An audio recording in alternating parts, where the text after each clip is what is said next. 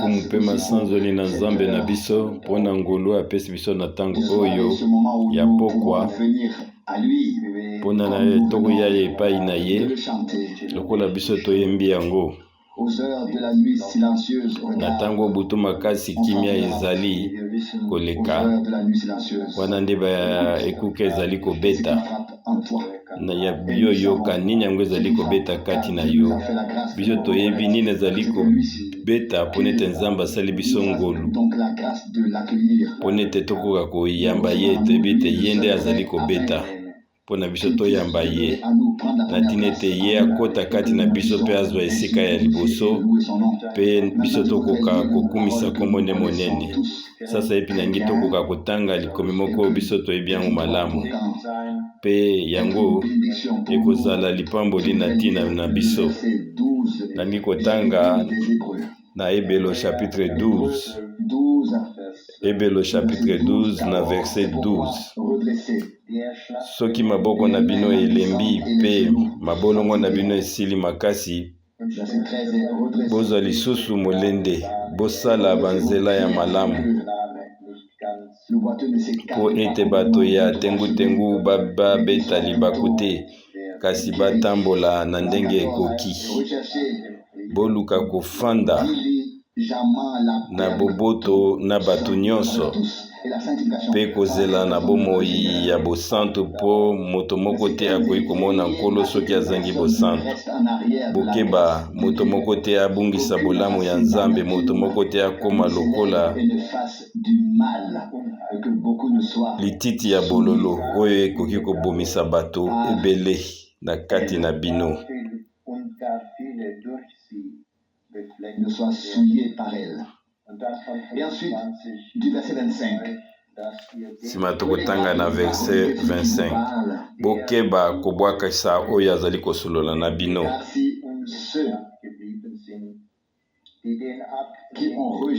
Pona ete bango ba oyo babwakisaki oyo azalaki komimonisa kati na bango na se oyo bango bakimaki te na esambisami bongo biso tokokima ndenge nini soki biso tolongoli elongi na biso musika na waza kolobisa na biso utali likolo tango azalaki koloba na ngomba Sinai mongongo na ye ningisaki mokili kasi sikoyo alaki biso boye na kosala yango lisusu mbala moko na koningisa bobele mokili te kasi na koningisa pe likolo maloba wana lisusu mbala moko elakisi ete biloko ye asalaki awa na se koningana pe kolimwa po ete biloko oyo eninganaki te ekotikala seko lokola tosi tozwi mboka oyo ekoningana te tosimba bolamu ya nzambe na motema moko tozala bato ya malamu tosalelaka nzambe ndenge ye alingi yango totosaka ye mpe tobangaka ye pamba te nzambe na biso azali lokola moto oyo ezikisaka nyonso oyo ezali loba na bule mpe tozali komona ete molimo mosantu na nzela ya ntoma Polo ye alobi na biso makambo oyo mpe azali kolakisa bandimi oyo na ntango na ye mpe azalaki kobenga bango mpe kolendisa bango ete bandimi balemba te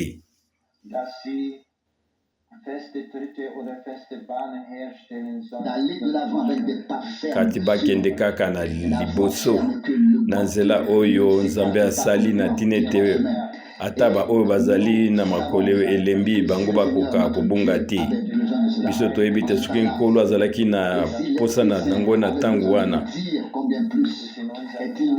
bongo na ntango na biso ekozala lolenge nini nzambe aza kolendisa biso ete tokoka kotelema kaka na banzela oyo ya sembo ye moko asali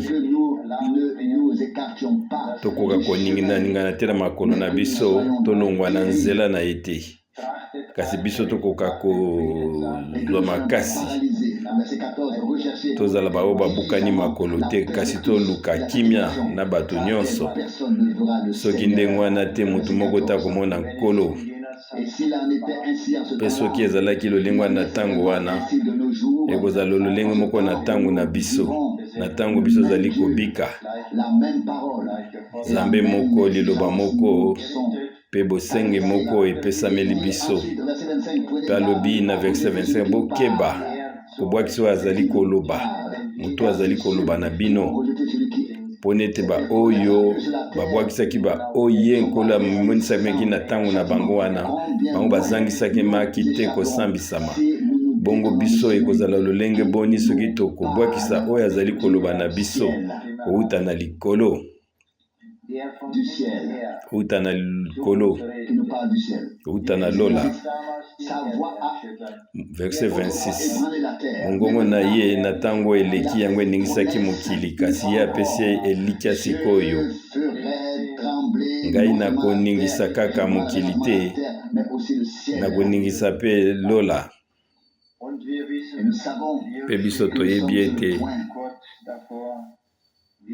où cela sera fait. ekomi pembeni mpo na makambo oyo ekokisama biso makambo ezali liboso na biso Devant cet événement, biso tozali pembeni liboso ya makambo oyo devant nous, mpe yango ezali mosika te liboso na biso cela arrive. etikali mwa ntango moke mpo na nyonso ekokisama Comme il a dit par mpe ndenge alobi te ye azali kotatola maloba ne na nzela ya basakoli mpe bantoma na ye face la grâce d'abandonner tika ete nzambe asala biso ngolu tobwakisa oyo banzoto na biso elembi et nous tenir droit. kasi biso totelema Nous voulons marcher na ngolu mpe totambola na bosantu louange afin que son nom soit na nkembo na ye mpe na kosanzolaka ye mpo nete nkombo na ye ezwa konetolama totelema mpe tobondelama tata na biso ozali na likolo tolokumisi yo mpo na monene na yo mpe mpo na pokwa oyo na ntango oyo opesi biso nkolo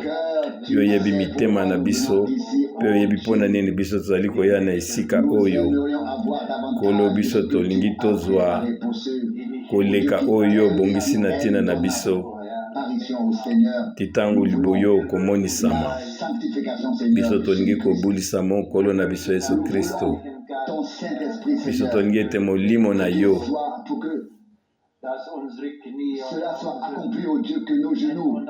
mpo na yango ekokisami ete oyo nyonso ezali bomoto na biso ekoka kotelemisama kolo biso tozali oyo tokoki te tolembi mpo tozokoka kokende liboso te kasala biso ngolu tokoka koyoka mongongo na yo na nzela ya oyo yo ozali kosolola na ntango na biso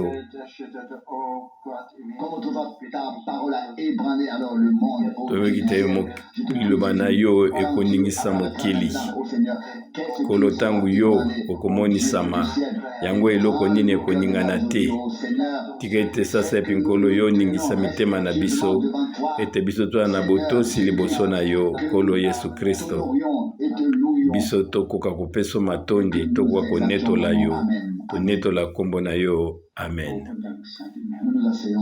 tokoki kofanda lokumu mpe masanzoli ezonga na nkolo na biso mpo na lokumu monene apesi biso tokoka kozala na ntango oyo lokola toyebi ete ndako na nzambe ezali ndambo oyo ezali kaka ya koyemba te ya koteya te me ya kobondela yango nde ekomami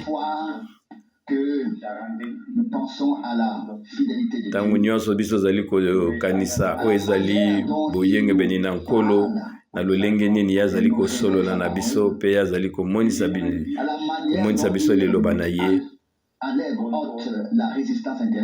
na ndenge nini azali kolongola oyo ezangi kondima katikati na biso mpe asimbi biso na liboko ne na nguya mpe biso tozali kosala to ete totelema liboso na ye totosa ye mpe tosalela ye totambola na banzela na ye na ntina yango esengi biso tozala na bato bazali kozongisela matondi mpona ngolo oyo ezangi ndenge ya koloba oyo bato mingi bazwi yango te wana ezali vraimen solo bazali mpe mingi bazali koyemba oyo etali ngolu à la voir, kasi ezali moke oyo bamoni yango mpe babiki yango faire l'expérience mpe bakoka kobika libiki oyo ya ngolu bayeba yango elakisi nini kozwa ngolu na nzambe na lolenge moko ezali ya solo ete baevangeliste nyonso bazali kosolola oyo etali ntango na suka bateyi nyonso bazali koteya yango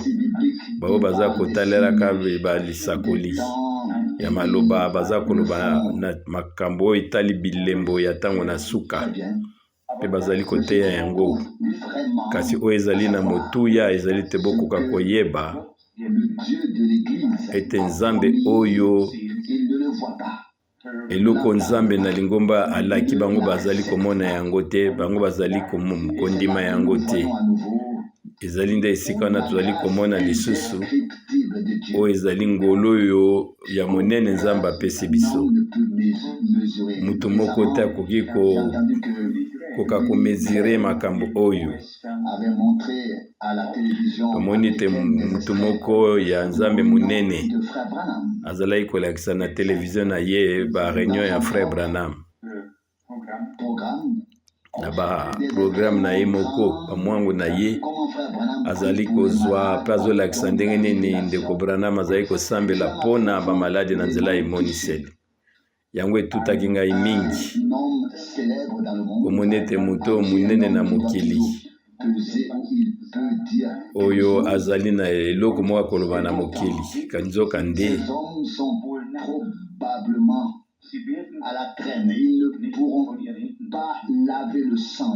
nzoka bato wana na maboko na bango bazali na makila na bato mpe bakoki kolongola yango te mpo nete bango bayebi ete nzambe asali makambo minene ye abandi makambo ya sika na ntango na biso oyo ezala baevangeliste baminene to ya mike kasi nzambe azwaki moto azalaki vraiment oyo ya komikitisa koleka yango nde bazali kolobaka na kuna na mboka na ba-américain bato bauti na mboka oyo bazali na batangi mingi te mpe bayebi français malamu anglais malamu te me bato bayebi zamba bayebi ekelamu koleka meme munoka mboka na bango bayebaki nzambe na ndenge ya mokili na ekelamu yango nde ezali koleka meme moto ayebi minoko na bongo bafrançais makasi baanglais makasi ayebi bavirgule na makambo nyonso kasi nzambe aza na posa ete aza na moto oyo akoki koloba liloba na ye lokola ye moko apesaki yango wana ezali ngolu ntango biso ezali kosolola na ntina na ngolu ebongi na biso mpe tobika yango tolobaka yango mingi awa Moïse abondelaki nkolo mpe alobi na ye ete soki ngai nazwi ngolu kouta na yo elakisanga banzela na yo kati na likomi oyo biso totangi ebongi na biso tokoka kosala banzela oyo ezali droit ezali nde biso nde bongi tosala yango nzambe asi alakisi biso ndenge nini nzela ekoki kozala kasi oyo etali biso tosala nzela yango ezala sembo mpona makolo na biso soki tozwi verset 12 soki tokangisi yango na kondima na kala yango nde Ezayi alobaki Ezayi 35 alobaki yango na verset 3 mpe tokomona kuna ebandeli ya koyoka na sango ya malamu oyo ezali mosala nkolo Yesu Kristo asalaki na nzela liloba oyo na Ezayi 35 na verset 3 bino bolendisa maboko elembi makolo oyo ezali na bulembu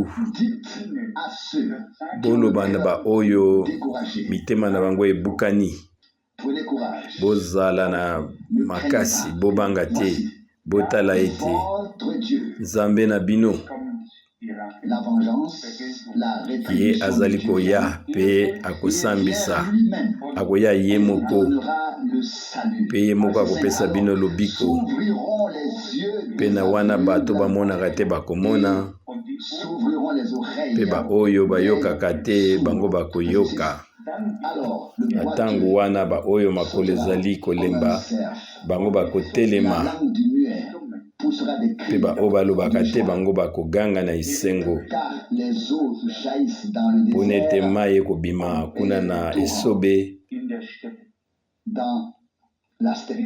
pe mai monene ekobimaka na bangomba Avec le ministère de yango ezali na koyokanaka na mosala oyo nkolo na biso asalaki nkolo na biso asalaki na se oyo wana azalaki nzambe kasi na kati na nzoto de l'Ancien Testament, wana basakoli na ntango na kala bango batatolaki na nzela ya molimo na nzambe avec le fait kotalelaka ye te même viendra nzambe ye moko akoya mpe akomemela biso lobiko Dieu des aveugles mpe na ntango wana bamiso oyo emonaka te komona entendront bato oyo bayokaka te bakoyoka bato oyo babukana makolo bango bakotelema mpe ezali na lolenge wana nde liloba oyo etatoli biso main languissante, mpe bete elendisa maboko genoux qui chancellent. oyo elembi mpe makolo oyo ezali na bolembu Référence à wana kotalelaka oyo ezali mosala na nzambe vouloir ebongi na biso ntango nyonso mutuellement du réconfort. ebongi na biso tomilendisaka Vraie consolation, le vrai réconfort kolendisama ya solo seulement vient en relation avec l'action de Dieu. yango ezali na kokangamaka na makambo nzambe akosala kati na biso Devait être fortifié des lokola na ntango wana maboko elembi makolo ebukani ekokozwa makasi fortification était liée mpe na makasi oyo elaka nde ezalaki dit au verset 4 à ceux lobela na baoyo bazali mitema ebukani bango bakoka kozwa makasi babanga te botala ete nzambe na bino ça c'est une vraie consolation. oyo ezali elendisi ya solo epai nini makasi ekowuta mpona kolendisa makolo mpe mabolongo elembi wana ezali totalela mosala na nzambe mpe tokoka komona bokeseni oyo biso bato tokoki komema tosali na makasi na biso Veut faire mpe na oyo nzambe ye moko alingi kosala les caractéristiques ont awa ezali komonisa biso été de ce qui ndenge nini oyo ezali nzambe ntango ya kokoma et cela c'est ntango ya koya ça c'est produit, oui, c'est produit. Et par le fait que cela s'est produit, soki makambo wana ntango makambo wana ekokisamaki seulement les boiteux qui ont bondi, ezalaki kaka bato oyo bazalaki qui avaient le na makolo elembi te nde batelemaki kasi oyo mpe mitema ebukanaki bango oyo batelemaki mpona bango bazali kozela elendisi kowuta na nzambe na israele pour eux, ce qui s'est passé autrefois était mpona bango bayebaki ete oyo elekaki na ntango eleki eyaki ezalaki nde eyano na nzambe de sa parole, nzambe kokokisaka liloba na ye ses promesses kokokisaka bilaka na ye se sont fortifiées. maboko elembi yango ezwaki makasi baoyo mitema ebukanaki bazwaki lisusu Affermi leurs genoux et leurs cœurs découragés, makasi ont pris courage. bango nyonso tu balendisamaki Votre Dieu yango balobaki ekomamaki ete nzambe na bino azali wana vient lui-même akoya ye moko donnera le salut. mpe ye akopesa bino lobiko Toute la consolation ezali nde epai wana vient lui-même et vous elendisami nyonso ezali ye moko akoya mpe akopesa bino lobiko wana bato bamonaka te bakomona les sourds bato batambolaka te bakotambolaka bato bayokaka te bakoyoka ebongi na biso tozwa encore valable aujourd'hui. na motuya ete makambo wana ezali mpe mpo na biso lelo Seigneur a commencé, mais il n'a pas wana ebandaki le temps de l'apôtre na mosala na nkolo me yango esukaki te mpe nsima bantoma bayaki yango esuki te mais elle n'a pas cessé. mpe ebandeli ya De l'esprit a commencé. ya molimo ebandi Nous savons même comment il a commencé. biso toyebi ndenge nini yango ebandaki Il n'a pas encore cessé. mpe yango nano esuki te Et si nous croyons de tout notre pe soki biso toza kozala na kondima na motema na biso mobimba toyebi ete nzambe akokokisa yango mpe na ngolu kati na biso. Awa maloba oyo ya Ancien Testament ezali kolakisa biso ezongisa biso na Hébreu 12 na ntina na yango tokoka kotelemisa maboko oyo ebukani mpe makolo oyo elembi. Yango elakisi ete ezalaki na ntango na kala eloko moko ezalaki, bato bazalaki na eta moko ya makasi, bazalaki malamu, mpe nsima bato oyo bayaki kokoma na bulembu, nyonso to ezwaki bulembu. Yango elobi ete botelemisa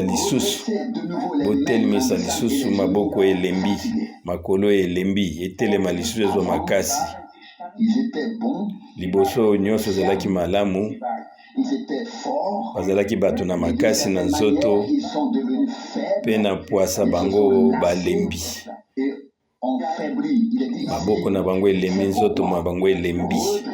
Na ntina na yango ete telemisa bango lisusu, lendisa bango lisusu, bazwa kipikiliki, mabolongo elembi, bato balembi. Nalingaki kotanga likomi oyo te, kasi nalingi ete bokoka koyimona likambo nini ezali kolekawa. Ntango nkolo abandaki mosala na ye, oyo nyonso bazalaki kozela eliki ya kouta na nkolo bango batelemaki. Yango basangisaki bato nyonso, ezala bayi kobela, bato bayi kotambola te. Nkolo bikisaki bango, ezalaki esengo, ezalaki lobiko, ezalaki bolimbisi, ezalaki lobiko kati na nzoto. Nyonso ezalaki wana epai Yesu azalaki, eloko moko ezangaki te. Epai Yesu azalaki, eloko moko ezangaki te. Moko na moko, ata na ndenge na ye ya kobika, ndenge azalaki, baposa na ye nyonso, bosengani nyonso. Soka ayaki esika epai nini Yesu azalaki akoya, soka asimbaki ye, lobiko ezalaki komonisama. Epai Yesu azali tososoli eloko moko, epai liloba na ye ezali, liloba na ye efo ezala wana, liloba na ye ezwa esika eliboso katikati na biso, pone ebandeli ezalaki liloba, pe esika liloba na ye ezali, ye pe azali wana, pone te ye na liloba na ye okoki kokabola bango te. Ya lobi ete elobi lokola ngai bozomona nga sikoyo, mongongo na ngai ezali ngai moko. Soki ye azali katikati na biso, soki azali kati na biso te, ya koki kosolola na biso te ndenge toali komona, na ndenge moko ya pole, na ndenge moko ya bososoli, pona biso nyonso. Ye azali kati na biso, ye apesaki elaka ete ya kozala na biso ti na suka ya mokili. Matthieu 28:20. Na ntina na yango Toma azali koloba na ntango na suka. Na verset 25 ya Hébreu 12 elobi, bokoka kokeba, bokoka kobwakisa te. Mongongo na ye na ntango eleki yango eningisaki mokili, yango yapesi so elaka. Ngai lisusu na koningisa kaka mokili te, na koningisa osi lola. Na ntango na kala kouta na likolo, ngongo na ye eningisaki mokili. Kasasa ye ezali mokili pe lola yango ekoningana. Oyo ezali elakamu oyo epesameli biso, pe nyonso ekomami yango ekoningana. Na verset 27 balobi boye, wana koloba ete lisusu yango elakisi ete yango ekozongisa oyo makambo ebebisamaki, mpona ezali eloko oyo ezalaki na bomoi, mpona ezali makambo esingamaki ekoka kowumela, makambo esengi ete lobo ekota biso katikati na bomoi na biso nyonso na ntango oyo nzambe alingi kokokisa elaka na ye yango alobi ete ya koningisa lisusu yazali komibongisa mpona kozongisa oyo nyonso to ezali ya kobebisama azongisa yango na oyo ekobeba lisusu te yango ekozala mbongama na oyo ebebisami toyebi ete oyo kombongwana moko monene ekosalama ata na biso na nyonso nzambe akobongola makambo nyonso mpe mokili ekobika makambo ya ndenge ya bikamwa yango Isaïe 35 na verset 33 yango totangi yango makambo mibale oyo na Isaïe 35 ete kosambisama ekoya mpe nzambe akoya na lifuti na ye akoya ye moko mpe akopesa bino lobiko kati na Isaïe 34 na verset 4 kokomami ete bible ete bitumbeli bebundeli nyonso ya lola yango ekokita mpe mokili oyo ekokoma lokola mwa rulo moko mpe nyonso ekokweya lokola bakasi ezali kokweya mpe ezali kokauka lokola ete bakasa ezali kokauka ezali kokweya kouta na bomwa na figie mpona ete ezali na ntango moko ya kosambisa oyo epai nini nzambe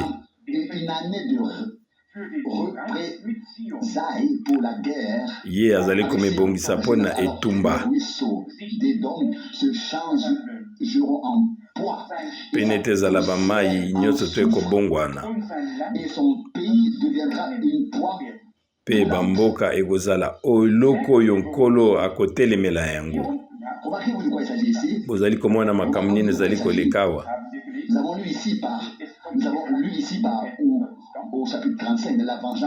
soki totangi na Isaïe 35 tomoni ete nkanda na nzambe ekoya mpe na chapitre 34 balakisi biso ndenge nini makambo yango nkanda na nzambe ekoya ekozala ntango moko nzambe akotelemela bango mpe ntango Ezayi azwaki likandisi oyo biso tomonaki ete ekozala na baputulu ebele na lolenge ya putulu oyo eloko epeli moto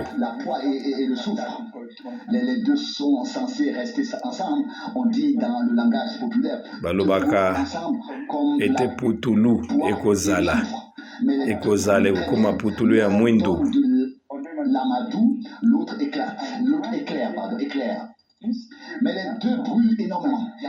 kasi nyonso tu putulu ekomonisama kasi ntango totangi na Isaïe 34 mpona ekozala mbula moko nzambe akotelemela bato ya mabe ezala bamai nyonso ekokauka yango ekokoma oyo désert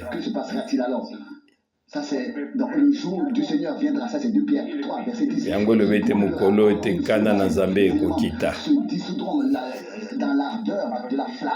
ya kokitisa moto na ye mpe ya kokitisa kanda na ye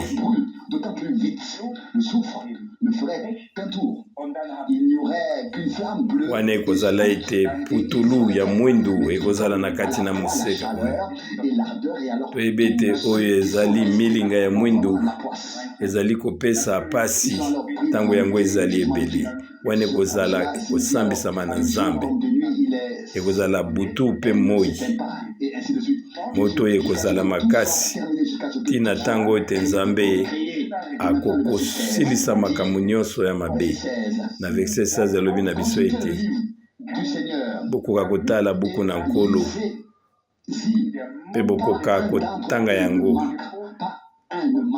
eloko moko te ekozanga kokokisama te mpo nete eloba na nzambe nde elobi yango ils seront réunis et ils sont tous ya solo décrits avec beauté. yango ekomami ndenge nini yango ekosalama Contempler ce week-end. mpe nzambe ekozala mpe na ntango mosusu nkolo akoya kozongisa makambo nyonso na malamu. Eloko na eloko ezali na ntango na yango. Biso tozali komona ete biso tozali kobika na ntango moko oyo ekesani na nyonso. Ezali generation oyo nzambe apesi ngolo na ye monene. Biso tozali kotanga katikati na Biblia. Pe tozali komona ete na kati na Biblia moko oyo bandeko na biso na ntango na kala batangaki yango mpe. Kasi moto moko kwa kobakisa eloko moko te. Pe biso tozali kotanga kaka Biblia moko oyo bato ya kala ya minene batangaki liboso na biso. Kasi biso oyo bato oyo ya suka, bato oyo tozali na eloko moko te. Kasi tangu ngolu ekomi na tangu na biso, biso tozali koyoka oyo tozali koyoka. Ponete oyo ezali tangu na Nzambe yango Daniel alobaki. Abiete bomba makambo oyo tina tangu na suka yoko fungola yango. Peto komi na tangu na suka makambo oyo nyonso bomba maki Nzambe afungoleli biso yango. Na tangu na kala yango emonisa makiti. Kasi luba na Nzambe lobete na tangu na suka batu yango ekofungamela. Me liboso batu balukaki balingaki bayeba. Me basosolaki yango te ponete tangu yango ekokaki nanu te. Pone ezalaki ete tangu oyo Nzambe akofungola liloba na ye yango ekobisamaki nanu te. Biso soki toli tozala na bosembo ezali nde Frère Branham te nde akendaki kolukaluka po amona makambo oyo nyonso tu ya minene. Kasi ye azalaki kozongisa matondi na koloba ete ngai moko mpe nayebaki yango te. Ezali emonisami kouta epai na Nzambe. Ezali lolenge moko tango basakoli ya kala bango bakomaki makambo oyo. Kasi ezali sasa ipi na nzela ya molimo moko wana Nzambe molimo mosantu yango ezwi likomi oyo pe elakisi biso efungoli biso mayele. Pe na nzela na yango biso tozi liloba oyo elobani. Pe tokoki koloba ete kouta na liloba oyo ebombamaki biso tozi liloba oyo efungwami. Ezali te mpo na biso toleki bamisusu te pone ete ezali ntango na Nzambe ekomi. Pone tokomi na ntango na suka ntango Nzambe alobaki. Yango ezali kolandana na mwango na Nzambe. Pe makomi ezali kokomela biso. Pe zokwela biso na mabolongo na biso. Pe ezali kokita na mitema na biso. Na verset 12. Botelemisa maboko ezali na kolemba. Makolo ezali kobukana. Botelema na tikete ataba oyo bazali na makolo elembi bakoka kobima libanda na nzelo ya bule te. Wana na verset 12 et 13. Soki totali ndimbola na yango. Hébreu 12:26. Mongongo na nkolo na tango na kala eningisaki mokili. Abete apesi elaka na kosala yango lisusu. Ekozala kaka mokili te me tina lola ekoningana na verset 27. Liloba oyo elakisi ete mbala moko lisusu ezali ndenge nini ya kobongola makambo ya biloko oyo nyonso tu eninganaki ebebaki. Yango elobi ete na ntango lisusu yango ekobongwana na oyo nyonso tu ebebisamaki. Yango nde ekomi makambo ebele ekokweya. Makambo ebele ekokoma. Pe tozali kotanga ngo na Apocalypse. Bible elobi ete bamboka minene ekokweya. Makambo ebele ekosalama na mokili oyo na ntango wana. Nsima na biso konetolama. To après ministère ya des témoins. Wana mbula misato na ndambu ntango ekobanda mpe nsima na yango ekozala na ntango oyo ya kobebisama ya mokili oyo. Kasi makambo oyo liboso ekwea na mokili kosambisama na Nzambe, lingomba ebongi ete yango enotelama liboso te yango ekoma.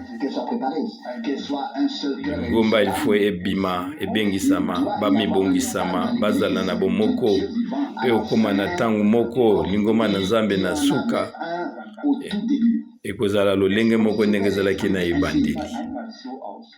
Ngai nalingi kososola yango lisusu boye ekozala na suka te to Abel to bakayen to Kayin azalaki na lolenge ya moyini, kasi kozala kaka na bato babotami kouta na Nzambe.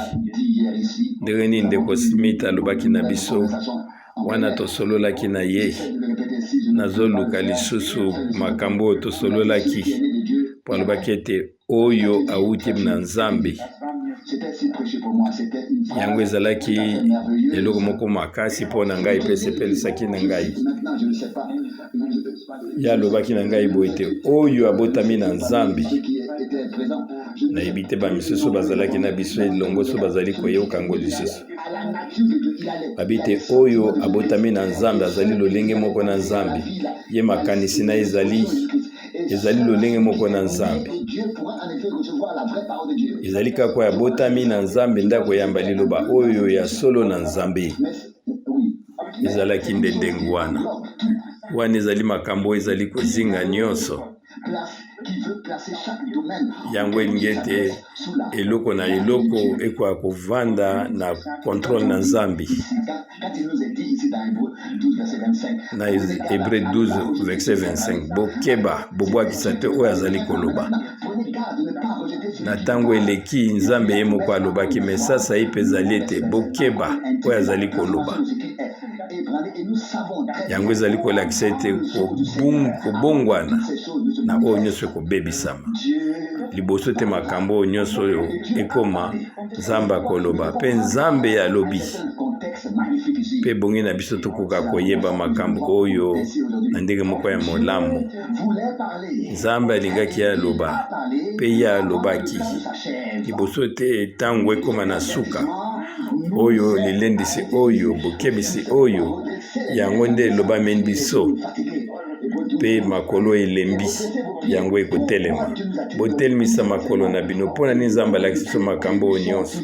Ezali teke mpona biso tokweya te, eza na ntina te biso tokoka kotelema mpe totambola na makasi mpe totala liboso na biso nzela oyo ye abongisi biso nzela kitoko. Alobi te bolongola na nzela ya bato na ngai oyo nyonso ya mabe. Alobi ntina na biso mpona ete biso tozali kondima ye. Biso aza na confiance na biso moko te, kasi biso toyebi te eloba na ye ezali na bomoi mpe biso tovandi wana mpe yango nde ezali na ebombani na nyonso. Liloba ezali mpona biso bolinga te. Kola alobaki ete mongongo na ye ekoningisa lisusu na se ope lola oyo ezali ete kolakisa ete ekosalama lisusu. Eza makambo oyo nyonso to ebebisamaki yango ekozonga. Na makambo oyo nyonso ezalaki ya kobeba Nzambe akosala makambo ekowumisama kokoka na Daniel 2 ndenge tolobaki yango semaine na Daniel 2:44. Na ntango wana Nzambe oyo na banzambe Nzambe na lola akosala oyo bokonzi oyo ekosukaka te oyo ekobebaka lisusu te. Oyo ngolu ya ndenge nini monene tolobaka nkolo ntango mosusu nkolo biso toteyi loba na yo na ebandeli mpe suka toyebi nanu te likambo nini lisusu biso tokoki koloba. ezali ndenge wana te kasi makambo oyo nyonso ya kala ekomi ya sika mpona biso. Mpona biso tobwakisi te oyo asololi na biso kowuta na lola, oyo afungoli biso liloba na biso, alakisi biso makambo na ye na ntina na yango. Bokoka kolendisa maboko oyo elembi, bobongisa mpe nzela oyo na Nkolo, boluka kimia na bato nyonso mpe na bosantu. Soki ndenge wana te moto moko te akomona Nkolo, wana mpe ezali mobeko oyo Nzambe apesi biso na ntango na suka, na ntango biso tokomi. Oyo ezali mpona ete biso tongi komona Nkolo mpe makomi na bule ezali koyebisa biso yango. Na Matthieu 5:8 apambola mwa azali na motema na pole mpona ya komona Nkolo. Oyo azali kopesa kimia, ye akozwa bokonzi na se oyo. Boluka kimia na ndenge nyonso. Komisiyo elobi ete luka kimia mpe landa yango. Mutu azali na kimia na Nzambe nazali koyebisa yo. Ye akopesa kimia bisika nyonso ya azaliko. Ezali ndenge mosusu te. Ata ntango biso tokokota na ndako moko biso tokomema kimia, tokoloba ete kimia na Nkolo ezala na bino mpona ete yo ozali na kimia wana. Mpe Biblia elobi ete soki ezali ndako na kimia, kimia wana ekozonga mpe kati na yo mpe yo komema yango. Luc 10:6. Biso ezali na eloko moko ezali mpona kopesa baninga. Biso tozali na iloba na Nzambe, biso tozali na bilaka na Nzambe, oyo biso tozwi kowuta na lola. Me toyebi ete ezali na bato basalami te mpona kondima yango mpe kobomba bilaka oyo. Kasi sasa epi biso na Nkolo na biso, bato bazali kolinga kaka koswana wuta banda kala ata ntango na ntango na Nkolo na biso. Kasi ye moko Nkolo azali kimia na biso. Toluka kimia na bato nyonso mpe kobulisama, soki ndenge wana te moto moko te akomona Nkolo. Na verset 15 abete bokeba, moto moko te akoka kotikala nsima na oyo etali ngolu na Nzambe, mpe motema mabe ezala katikati na biso te, sino te bato bakotikala na nsima na ngolu. Soki oyo motema mabe nzete oyo na bololo, oyo ya bololo eza kati na yo, yango ekolongola kimia. Epai makambo mabe ezali, kimia mpe ezali te. Mpe wana mbuma moko na bololo lokola ekomami wana, eloko moko oyo ya mbuma mabe ezala kati na biso te. Oyo nyonso ezali makambo ya mabe nyonso mpe ezali na misisa na yango esika moko evandi. Soki bato ndenge wana ebongi ete bakolongola bango na bamisisa na bango, sino te kozala na pasi. Du XXe siècle, cela ne suffira rien. Non. L'histoire doit être arrachée avec ses racines. Oyo ya mabe bongi na biso elongwana na bamisisa na yango. Oyo nyonso ya mabe ezali kati na bato, Nzambe alongola yango. Nzambe alongola mitema oyo, asala vraiment opération ya moko ya sika. Alongola mitema na biso ebebi. Kasi Nzambe nde ye alaki biso motema moko ya sika, molimo moko ya sika. Mpe na verset 16 alobi ete moto moko te azala moto na ekobo lokola Ezayi. Na verset 16 biso nyonso toyebi Biblia malamu, ata bato bavandi liboso to bavandi na suka, kasi nga azali na motuna mpona likomi oyo. Soki totangi Biblia, balobi ete moko te azala moto na ekobo lokola Ezayi. Na verset 16 ngai na tanga yango nanu te. pone te tukotali katikati na Biblia biso tomoni esika te Esau asali Yakobo te. Wana ngai nazali komituna biso nyonso totangi Biblia me tomoni yango te. Et ceux qui ne veulent pas forcément passer à la caisse la laissent à côté. Oui. Oui, nous arrivons déjà à une chose. Awa biso tokomi na eloko moko ngana zaka kotalela makomi oyo ezali kaka kolendisama oyo epesameli biso. Je voudrais lire la Bible de manière ngana koluka ete natanga Biblia na tenge moko ezali polele mpona kolakisa bato kouta na liloba na Nzambe oyo ezali Yakobo na Deutéronome 22 na verset 22. Soki mutu moko bakutani na ye bakangi ye abimi na mwasi ya mutu mosusu bango bakokufa bango mibale. Mutu oyo asali Yakobo pe na mwasi wana ya Yakobo ezali lolenge wana ndete yo kolongola mabe kati na libota na Israele. Deutéronome 22 ngana koyi koloba eloko moko te na ntina na makambo oyo. Kasi soki tozongi na Hébreu 12 na verset 16 wana Bible elobi ete mutu moko te azala lokola mutu na Yakobo lokola Esau. Lokola nga nalobi yango na moni te esika moko Biblia Esau akendaki kozwa mwasi ya bato. Amoni te na Biblia epai nini Esau akendaki koluka mwasi ya bato. Ngai natangi yango esika moko te na kati na Biblia. Kasi tango biso tozali kotala oyo etangi David biso wana toyemonaki ete David ndakendaki kozwa mwasi ya bato. Mpe nazali koloba bino na pokwa oyo lelo oyo ezali kotanga ya Biblia oyo ezali lilakisi.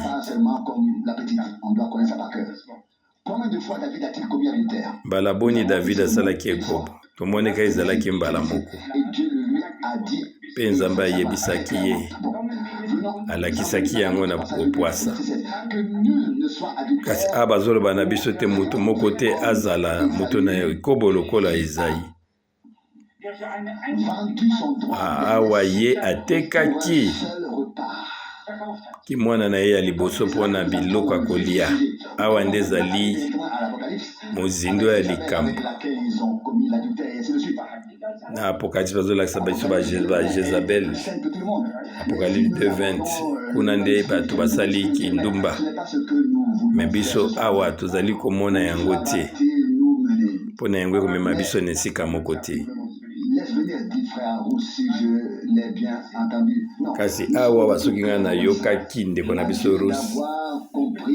Awa biso tososoli na oyo ezali kozala mwana kobotama mwana ya liboso pe koyeba likabo nini ekangami na yango. Koyeba nani yango akoki koteka kimwana kwe bokonzi na ye ya liboso te mutu moko te. Yakobo azalaki nyonso. Azalaki mutu oyo azalaki koescroke bato. Ye azalaki kokende kokosa na ndenge yango nde asalaki. Kasi na suka ye azwaki lipamboli mpe tomoni ete mama na ye nde moto asungaki ye. Wana ezalaki kobongisama kouta epai na Nzambe mpona koyeba ete lipamboli ya bana na liboso yango epesamaki mpona Israeli. Nzambe alobaki te yo ozali mwana na ngai ya liboso. Nde sikoyo epesameli na lingomba ya baoyo na yambo. Yango ezali na kotango na biso. Ebongi na biso tokoka kososola Hébreu 12 na verset 23. Pe na lingomba na baoyo na yambo bango bakomami kuna na lola. Pe ye moko Nzambe oyo azali mpona biso nyonso. Awa na se ezali na bato oyo bazali kondima bango bazwi lipamboli ya bana liboso pe ezali bango nde bakomona elongi na nkolo ezali ebele ya bato oyo bango bakozwa nyonso mpo nete lipamboli ezali kowuta na oyo ya kimwana liboso yango ekokani na elaka mpe na kokita no nzambe abombi wana ntango tokotala na verset 17 wana Ezayi alinga koluka zwa lipamboli na ye ye amonaki esika ya kolela te ya kopesa bomoi na ye te ye abandaki kolela yokoki komibongisa na nyonso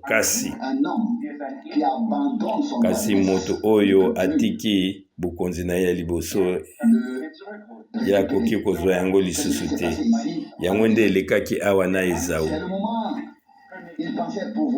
ezalaki na ntango oyo mena yayaki koluka bazwa bokonzi na ya liboso me yango ekokaki te yayaki na kolela yalobaki na maloba ya ndenge na ndenge me mpo na Nzambe yango ezali lisusu na motina moko te oyo likabo ya mwana liboso yango eleki tala Yesu Kristo yalaki oyo ya liboso kati na bato ebele bana ebele mpe biso tobotami oyo ya liboso biso tozali na makoki ya kozwa mapamboli oyo ya bana liboso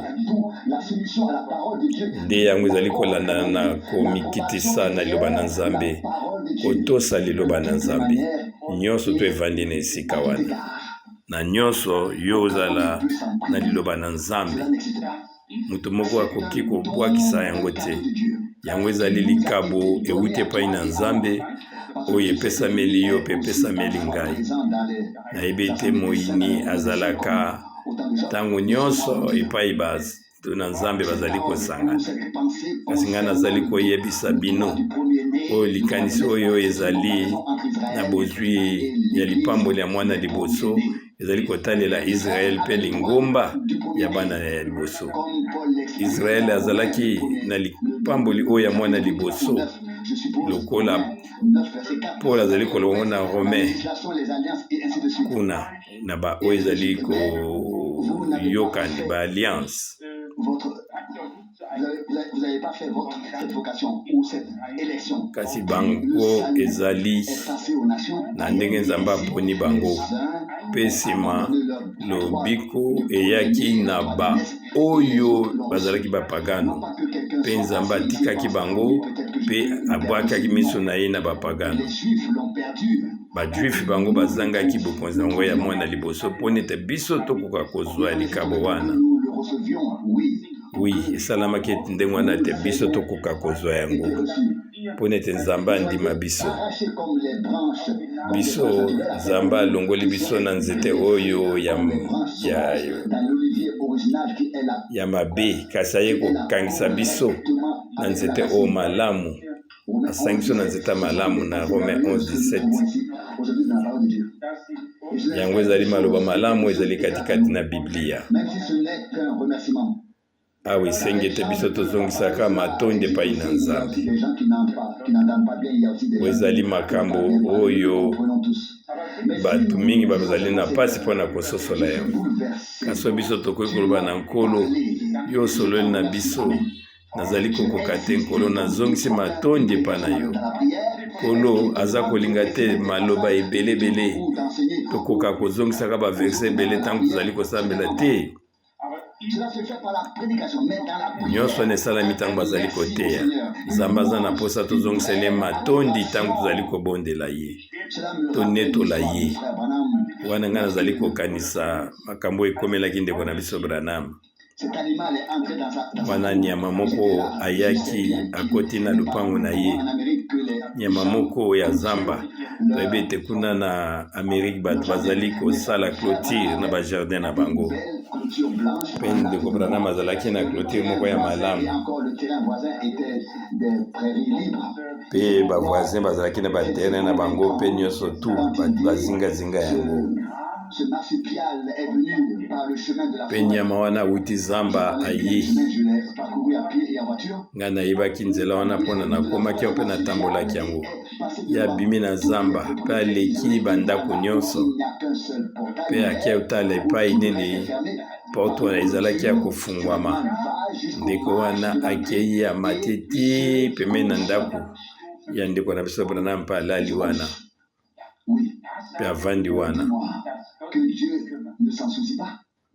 Nyama wana azalaki kobela, Nzambe azali kokanisa bango. Nani yango azali kolesa bakondo to bandeke nyonso bango bazali kose sentir à l'aise po ete Nzambe azali nde kosunga bango. Wana ndeko Branham azwaki ye mpe aswaniaki ye abongisaki ye mpe nyama wana abandaki kozonga. Wana ntango akomaki na katikati na lupango, nyama oyo akitisaki mutu na ye mpe atali na nsima mpona koloba na ndeko Branham ete merci na manso osaleli ngai. Tala ete nyama oyo basalisi ye na nzela na nzoto, wana Nzambe ayokelaki ye mawa mpe atindi ye mpe ya mosali na ye. Ye atalaki na nsima mpe alobi na ye na ndeko Branham merci. Bongo etali biso eza nini?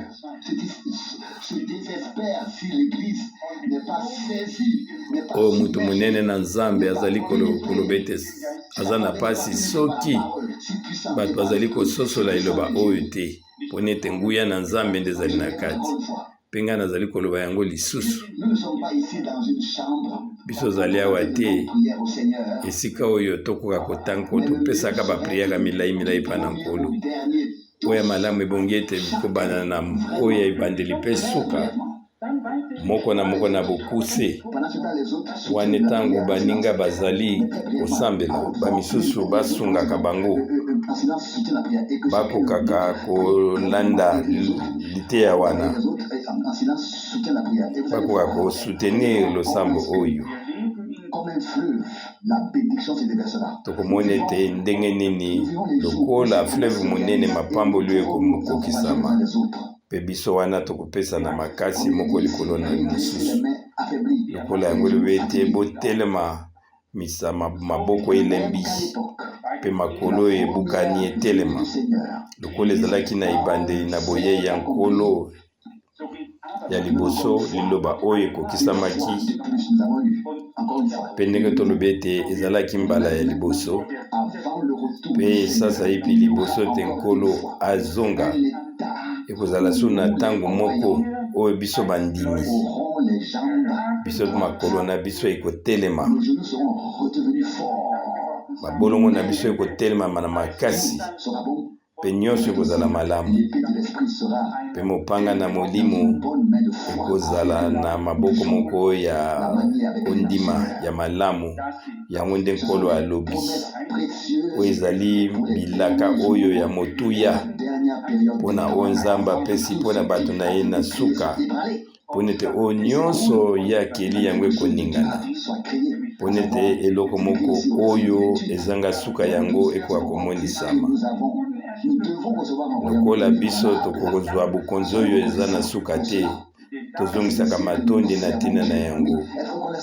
Ebongi na biso tozongisaka matondi epai na Nzambe, mpona ete ezali lolenge wana nde biso ezali kosalela Nkolo na ndenge oyo eleki akobanga ye. Ngai nazali kozongisa matondi mpona eloba na Nzambe, mpona maloba oyo toloki yango elendisi biso, mpe toyoki ete solo Nzambe asoli katikati na biso, mpe tolobi lokumu na kombo na ye. Amen.